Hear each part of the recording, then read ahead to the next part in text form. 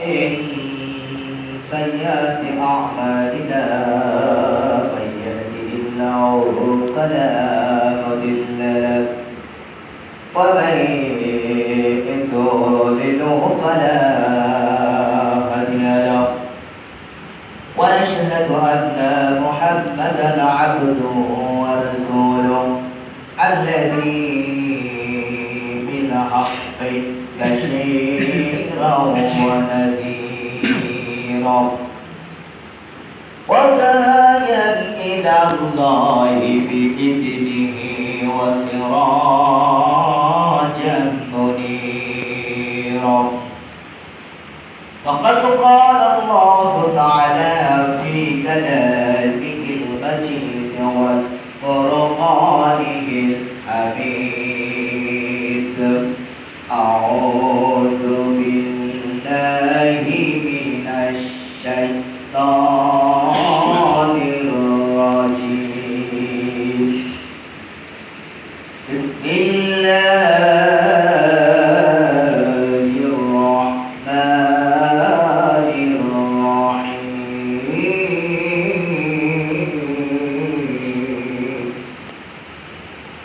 قل هو الله أحد الله الصمد لم يلد ولم يولد ولم يكن له كفوا أحد وعن أبي هريرة رضي الله تعالى عنه قال قال النبي صلى الله عليه وسلم الجنة تحت أقدم الأمة رواه مسلم. الحمد لله رب العالمين والعاقبة للمتقين والصلاة والسلام على أشرف الأنبياء والمرسلين وعلى آله وأصحابه أجمعين. সম্মানিত দিনদার ইমানদার মুসলিম ইকরাম, আসসালামু আলাইকুম ওয়া রাহমাতুল্লাহ। সর্বপ্রথম সেই মহান মাবুদের দরবারে শুকরিয়া আদায় করি যিনি আমাদেরকে সুন্দরতম একটি দিনে দিন কদের শেষে আল্লাহ সুবহানাহু ওয়া তাআলা আমাদেরকে একত্রিত করে বাছাই করে এই জুমার নামাজ উপস্থিত করেছেন। এই জন্য সেই মহান মাবুদের দরবারে শুকরিয়া আদায় করে সকলে পড়ছি আলহামদুলিল্লাহ। দুরূদ সালাম পেশ করছি আমার আপনার একমাত্র আদর্শ নেতা নবী কুলের শিরোমণি বিশ্ব সভার সভাপতি, যার আনিত দিনের উপর চলতে পারলে দুনিয়ায় শান্তি এবং পরকালের মুক্তির নিশ্চয়তা রয়েছে।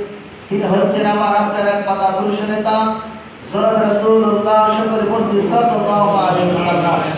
সম্মানিত উপস্থিতি, আল্লাহ সুবহানাহু ওয়া তাআলা যুগে যুগে অসংখ্য নবী রাসূল পৃথিবীতে পাঠিয়ে প্রত্যেকটা নবী রাসূল একই কালেমার দাওয়াত দিলেন। ওয়ালা ক্বাদ বাআসনা ফি কুল্লি উম্মাতির রাসূল আন ইবুদুল্লাহা ওয়াসতানিবুত তাগুত। প্রত্যেকটা গোত্রের সম্প্রদায়ের উপর আল্লাহ সুবহানাহু ওয়া তাআলা রাসূল প্রেরণ করলেন। রাসূল প্রেরণ করার পর আল্লাহ পাক বললেন আন ইবুদুল্লাহা, আল্লাহর ইবাদত করতে হবে, ওয়াসতানিবুত তাগুত, এবং তাগুতকে অস্বীকার করতে হবে। আল্লাহ পাক সূরা বাকারার মধ্যে বললেন ফামা ইয়াকফুরু বিত-তাগুত ওয়া ইউমিনু বিল্লাহ। প্রথমে তাগুতকে অস্বীকার করে তারপরে বলছে ইউমিনু বিল্লাহ, তারপর আল্লাহর প্রতি ঈমান আনতে হবে। তাহলে তাগুতটা কি? আল্লাহ এই তাগুতের ব্যাখ্যা দিচ্ছেন। তাগুত হচ্ছে মানব রচিত আইন, যে আইনের নিয়ম দেখেন মানব রচিত আইন, এর গোলামি করবে। মানব রচিত আইন যারা পালন করবে, এক কথায় ইসলাম বাদে যত নিয়ম নীতি আছে কোন মানুষ যদি এটা পালন করে আল্লাহর ভাষ্য অনুযায়ী, আল্লাহর কথা অনুযায়ী, সেটা হচ্ছে তাগুত।